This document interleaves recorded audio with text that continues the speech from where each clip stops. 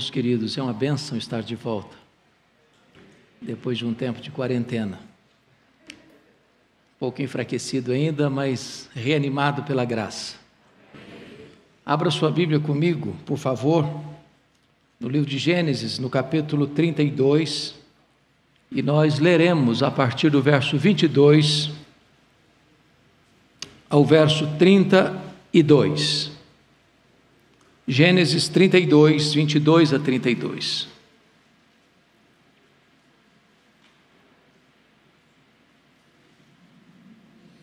Está escrito o seguinte: levantou-se naquela mesma noite, tomou suas 2 mulheres, suas 2 servas e seus 11 filhos, e transpôs o val de Jaboque. Tomou-os e fê-los passar o ribeiro, fez passar tudo o que lhe pertencia. Ficando ele só, e lutava com ele um homem até o romper do dia. Vendo este que não podia com ele, tocou-lhe na articulação da coxa, deslocou-se a junta da coxa de Jacó, na luta com o homem. Disse este: deixa-me ir, pois já rompeu o dia. Respondeu Jacó: não te deixarei ir se me não abençoares. Perguntou-lhe, pois, como te chamas? Ele respondeu: Jacó. Então disse: já não te chamarás Jacó, e sim Israel, pois como príncipe lutaste com Deus e com os homens, e prevaleceste. Tornou Jacó: dize, rogo-te, como te chamas? Respondeu ele: por que me perguntas? Ou por que perguntas pelo meu nome? E o abençoou ali. Aquele lugar chamou Jacó Peniel, pois disse: vi a Deus face a face, e a minha vida foi salva. Nasceu-lhe o sol quando ele atravessava Peniel, e manquejava de uma coxa. Por isso os filhos de Israel não comem até hoje o nervo do quadril na articulação da coxa, porque o homem tocou a articulação da coxa de Jacó no nervo do quadril. Irmãos amados, eu gostaria de pensar um pouco com vocês hoje sobre a história de uma conversão. Talvez a conversão de Jacó, uma das mais emblemáticas da Bíblia e da história. Via de regra, nós pensamos numa conversão e nos chama mais atenção quando é uma pessoa perigosa, um criminoso, um assassino, um ladrão, uma pessoa que trouxe transtorno para a sociedade, ou uma pessoa megalomaníaca. Talvez nos lembrássemos agora de Nabucodonosor no Antigo Testamento, de Saulo de Tarso no Novo Testamento, de uma mudança radical, de uma transformação bombástica, de um passado cheio de escuridão e agora um futuro luminoso. Mas hoje eu queria pensar com vocês na conversão de um homem que viveu o sagrado desde que nasceu, que diríamos hoje bebeu o leite da piedade desde a sua infância, que nasceu dentro de uma família chamada por Deus para ser a protagonista da redenção na história da humanidade, para formar um povo e deste povo vir o Messias, o Salvador do mundo. Diríamos hoje que a conversão de alguém que nasce num lar crente, que cresce na igreja, que está acostumado com as coisas sagradas. Jacó é uma das figuras mais importantes da história da redenção, uma das personagens mais importantes da história bíblica. Jacó, neto de Abraão, filho de Isaque, pai das 12 tribos.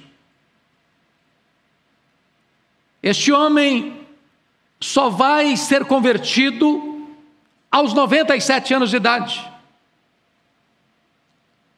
Isso é um fato curioso para nós. Quando ele saiu da casa do pai e da mãe, depois de ter traído seu irmão e enganado seu pai, ele tinha exatamente 77 anos nesse tempo. Ele passa 14 anos em Harã, na casa de Labão. Trabalha 14 anos pelas suas mulheres.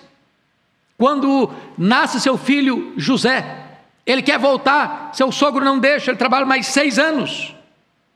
ficando, portanto, lá 20 anos. Quando ele retorna, quando acontece a sua conversão, ele tem exatamente 97 anos. Nessas alturas, o José tem 6 anos. 11 anos depois, o José é vendido para o Egito pelos seus próprios irmãos, com 17 anos, e Jacó tem 108 anos.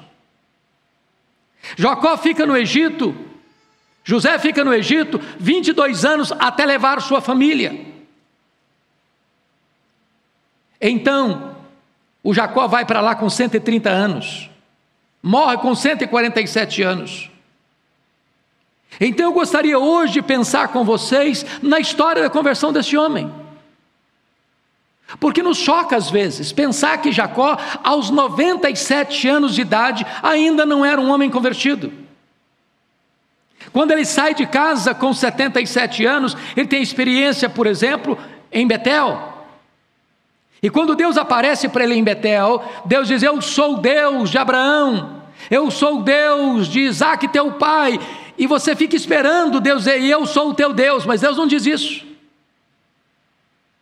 Até ali, aos 77 anos, Deus era o Deus do seu avô, Deus era o Deus do seu pai.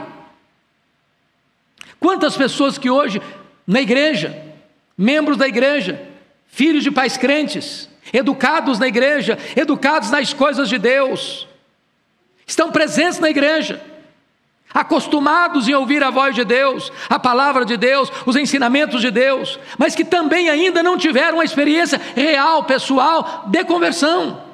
Daí a importância desse tema. E eu gostaria então de olhar para a história dessa conversão, destacando, irmãos, duas verdades pilares, pivotais da fé cristã.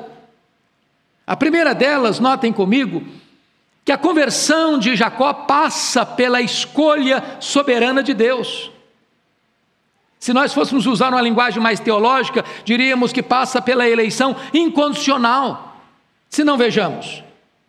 Se você olhar comigo o capítulo 25, verso 23, está claramente definido aí o seguinte: respondeu-lhe o Senhor: 2 nações há no teu ventre, 2 povos nascidos de ti se dividirão. Um será mais forte que o outro, e o mais velho servirá ao mais moço.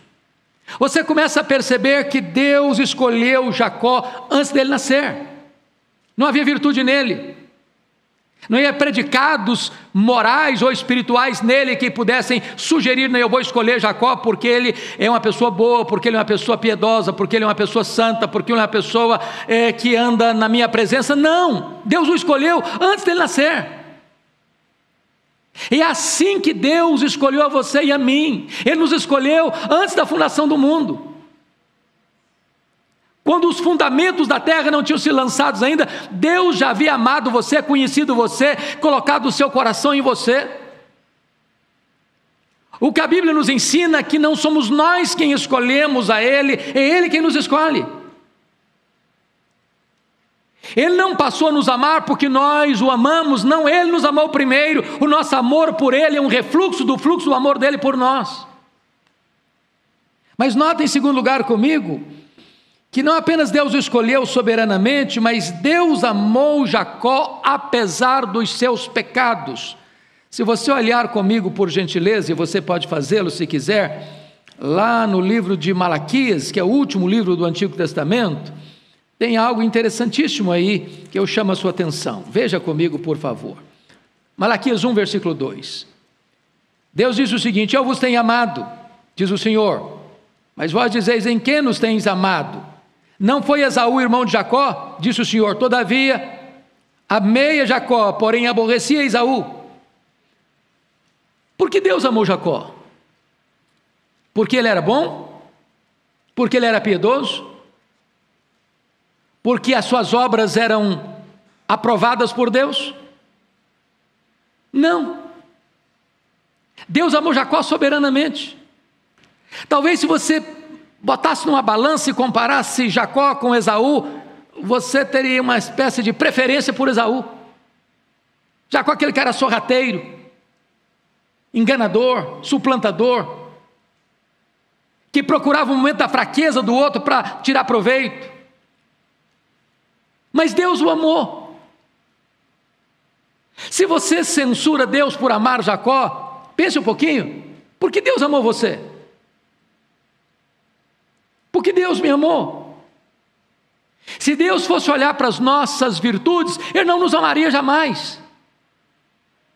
Ele nos amou soberanamente, incondicionalmente. Ele não nos amou por causa dos nossos méritos, mas apesar dos nossos deméritos. Isso é algo sublime. Volta comigo para Gênesis, por gentileza, para nós entendermos um outro aspecto glorioso aí desta soberania de Deus, nessa escolha soberana de Deus. Terceiro lugar, Deus tomou a iniciativa de salvá-lo. Olha comigo o verso 24, por favor. Porque o texto nos informa que Jacó está sozinho no Val de Jaboque, porque ele sabe que o seu irmão está vindo contra ele com 400 homens. Ele largou seu irmão para trás há 20 anos. Seu irmão queria matá-lo. A consciência dele não o deixa em paz. Ele quer proteger a família e passa a família toda, mas ele fica só. Tem hora que o homem precisa ter um encontro sozinho com Deus, sem sua família, sem seus bens, sem sua influência, sozinho, ele e Deus. Mas é curioso que o verso 24 nos informa o seguinte: ficando ele só, lutava com ele um homem até o romper do dia. Quem toma a iniciativa da luta não é Jacó, é o homem. E quando o contexto aqui mostra que esse homem é um anjo, que na verdade não é um anjo, é o próprio Deus. Quando ele diz no verso de número 30, aquele lugar chamou Jacó Peniel, pois disse, via Deus face a face. Isso é maravilhoso, porque a minha e a sua conversão só aconteceu porque Deus tomou a iniciativa. A Bíblia diz que tudo provém de Deus, que nos reconciliou consigo mesmo por meio de nosso Senhor Jesus Cristo. Bendito seja Deus, irmãos. Foi Ele quem nos atraiu com cordas de amor. Foi Ele quem tirou o tampão dos nossos ouvidos. Foi Ele que tirou a venda dos nossos olhos. Foi Ele que arrancou o nosso coração de pedra e nos deu um coração de carne. Foi Ele que tomou a iniciativa de nos buscar porque estávamos perdidos. Essa é a iniciativa divina. A obra da salvação é obra da soberana vontade de Deus na nossa história. Mas em quarto lugar, vejam comigo que Deus não desistiu de Jacó, apesar da sua resistência. Olha por gentileza os versos 24 e 25 comigo. Ficando ele só, lutava com ele um homem até o romper do dia. Vendo este que não podia com ele, tocou-lhe na articulação da coxa. Note você que o texto nos informa que a luta foi até o romper do dia. E Jacó resistindo. É claro que Jacó, ao longo desta briga, desta luta, desta conflagração naquele vale, compreende que ele não está lutando com um homem comum. Ele mede força com força, poder com poder, destreza com destreza. Ele não quer ceder, ele não quer mudar de vida. Ele saiu de casa carregando talvez uma mochila nas costas e retorna 20 anos depois, rico, com uma família numerosa. Ele não quer uma mudança, ele não quer uma transformação, ele tem resistência. E eu não sei qual é a história de cada um de nós, mas comece a pensar um pouquinho na sua conversão. Como é que foi? Quantas vezes você ouviu? Quantos conselhos você ouviu? Quantos sermões você ouviu? Quantas músicas você ouviu? Quantas vezes você veio à casa de Deus? Quantas vezes alguém pregou para você? E quantas vezes talvez você que está aqui hoje resistiu à voz de Deus? Mas bendito seja o Senhor. Houve um momento que Deus quebrou a dureza do seu coração. Houve um momento que Deus quebrou a resistência do seu coração e você se rendeu, porque Deus não desiste de você, como não desistiu de Jacó. Quinto lugar, Deus preferiu ferir Jacó, para não perdê-lo para sempre. Olha comigo o verso 25, por gentileza. Vendo este que não podia com ele, tocou-lhe na articulação da coxa, deslocou-se a junta da coxa de Jacó na luta com o anjo. Isso aqui é o ponto central do equilíbrio do homem, da força do homem. Tirou isso aí, ele está fraco, ele está vulnerável, ele está incapacitado de lutar.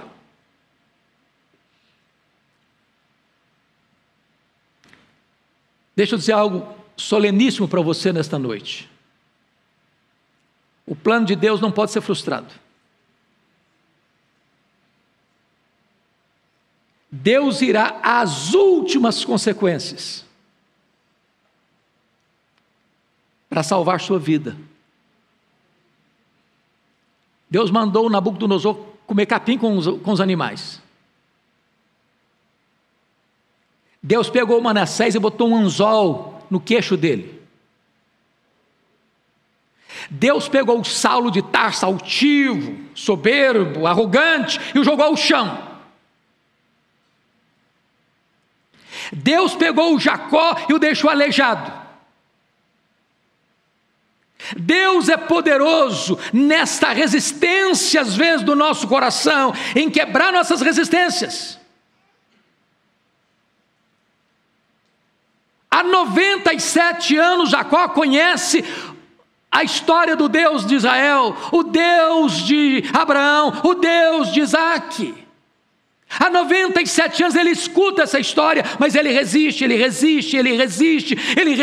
Deus luta com ele, e ele resiste, Deus faz promessas, e Deus o abençoa, e ele resiste. Chega um momento que Deus toca, é uma enfermidade, é uma perda financeira, é um acidente, é uma situação difícil. Deus é poderoso, porque Ele é o Senhor das circunstâncias, e Deus prefere feri-lo a perdê-lo para sempre. Mas, amados irmãos, eu gostaria de olhar a conversão deste homem por uma outra perspectiva. Não apenas na perspectiva da soberana escolha de Deus, mas agora na perspectiva da graça irresistível de Deus.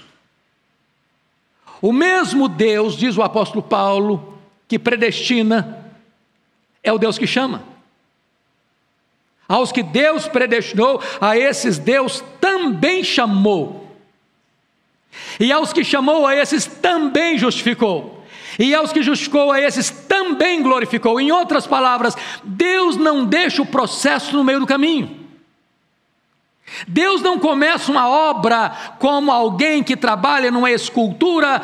Com Miguel Ângelo, vocês sabem que Miguel Ângelo só terminou 14 obras das que começou. Muitas obras que Miguel Ângelo começou a cinzelar no mármore, ele largou para lá. Deus não é assim. O que Ele começa, Ele termina. Bendito seja Deus, irmãos. É por isso que você e eu estamos aqui nesta noite. A graça de Deus é irresistível. No sentido final, você pode resistir por um tempo, mas se Deus escolheu você, Ele irá às últimas consequências para alcançar você. Então vejamos isso. Primeiramente, olha comigo o versículo 26. Disse Deus, ou disse o homem que lutava com ele, ou o anjo que lutava com ele: deixa-me ir, pois já rompeu o dia. E respondeu Jacó: não te deixarei ir se me não abençoares. A ideia aqui é a seguinte: Jacó reconhece a sua necessidade de salvação. Quantos de nós aqui, na caminhada da vida, na história da nossa conversão, viveu anos, sem sentir essa necessidade? Ia para a igreja, talvez até fazia parte de uma liderança da igreja, talvez seja até membro da igreja, mas não tinha experimentado o novo nascimento ainda. Seus pecados não incomodavam você? Sua consciência não perturbava você? Mas chega uma hora em que a graça soberana e irresistível de Deus acicata você, alfineta você, e naquele momento você tem uma consciência: você não pode de forma nenhuma prescindir desse encontro transformador com o próprio Deus. Senhor, eu não posso te deixar ir se tu não me abençoares. Eu tenho dinheiro, eu tenho rebanhos, eu tenho família, eu tenho filhos, eu tenho riquezas, mas isso não é o que eu mais preciso agora. Eu preciso da tua presença, da salvação, é do milagre, da mudança que tu vais operar na minha vida. É isso que Jacó está pedindo. E essa consciência, irmãos, essa percepção, essa noção da necessidade, só o próprio Deus pode gerar no nosso coração. Nós não geramos isso. Nós não produzimos isso. Por nós mesmos, nós não seremos arrastados para a presença de Deus. É Ele quem nos arrasta para Ele com cordas de amor. Mas notem mais. Eu preciso que você entenda como é que foi esta fala dele.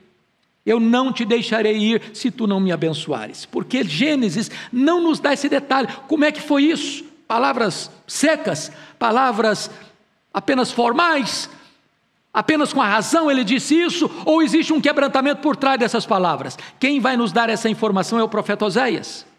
Então abra comigo aí, por gentileza, profeta Oséias capítulo 12. Depois voltaremos para cá. Oséias capítulo 12.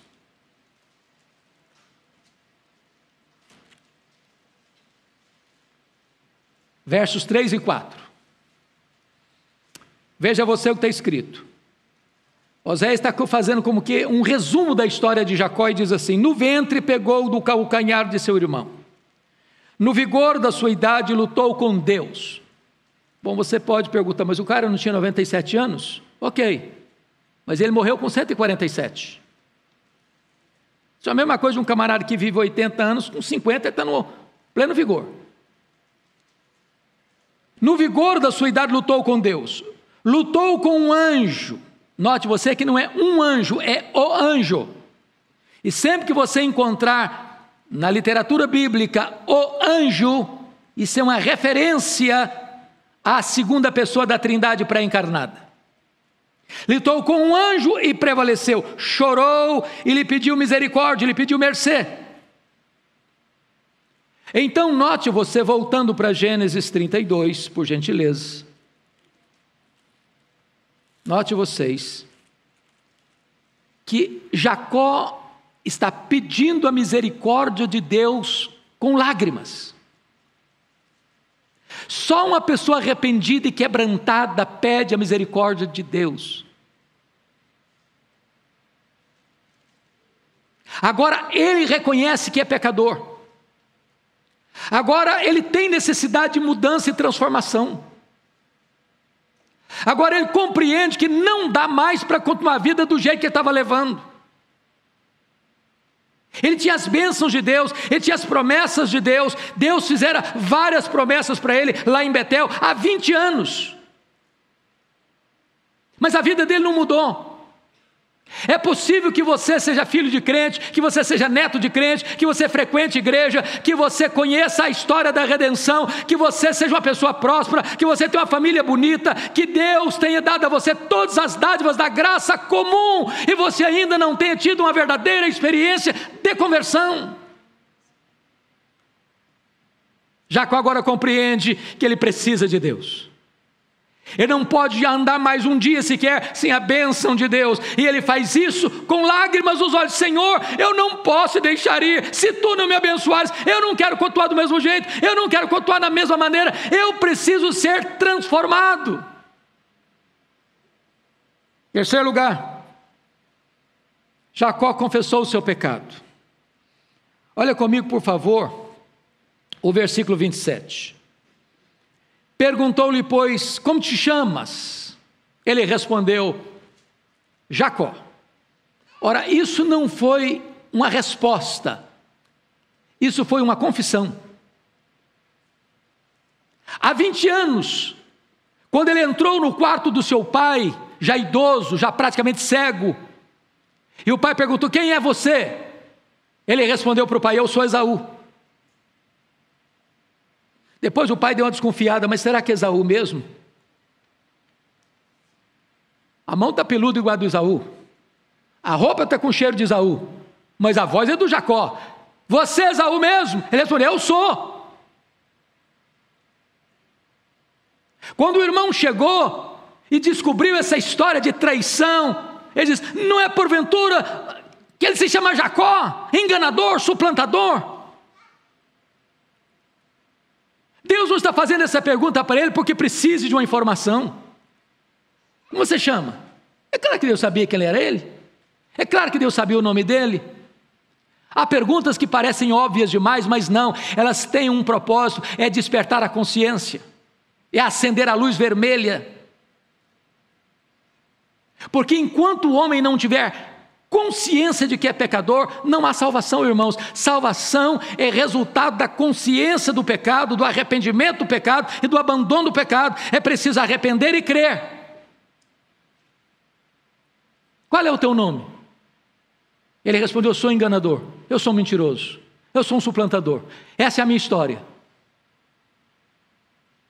Aqui começa o caminho da luz, o verdadeiro arrependimento, a confissão. Mas notem, quarto lugar, a história da redenção, olhando comigo, por gentileza, o versículo 30. Você pode ler o 30 comigo? Aquele lugar chamou Jacó Peniel, pois disse: vi a Deus face a face, e a minha vida foi salva. Bendito seja Deus, ele teve um encontro com Deus, ele viu a Deus. Nós hoje vemos a Deus pela fé, mas é necessário ver a Deus. O pecado pode nos atrair até o momento que nós vemos a Deus. O pecado, como cipoal, vai nos enredando, vai nos enleando, vai nos sufocando, vai nos amarrando, até o momento que você contempla a face de Deus. As correntes se quebram, os grilhões se partem, e ele diz: ali a minha vida foi salva. Aos 97 anos, transformado, perdoado, convertido. A partir daí, Deus diz: você não vai chamar mais Jacó, você vai chamar Israel. Eu vou mudar seu nome, eu vou mudar sua vida, eu vou mudar sua história, eu vou mudar seu futuro, eu vou levantar você para ser uma bênção para o mundo.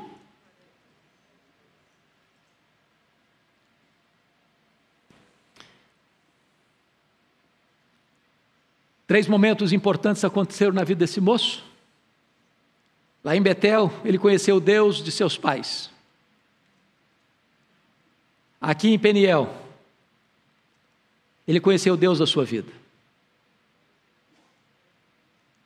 Lá em El Betel, capítulo 35, versículo 7, ele conheceu o Deus da sua restauração.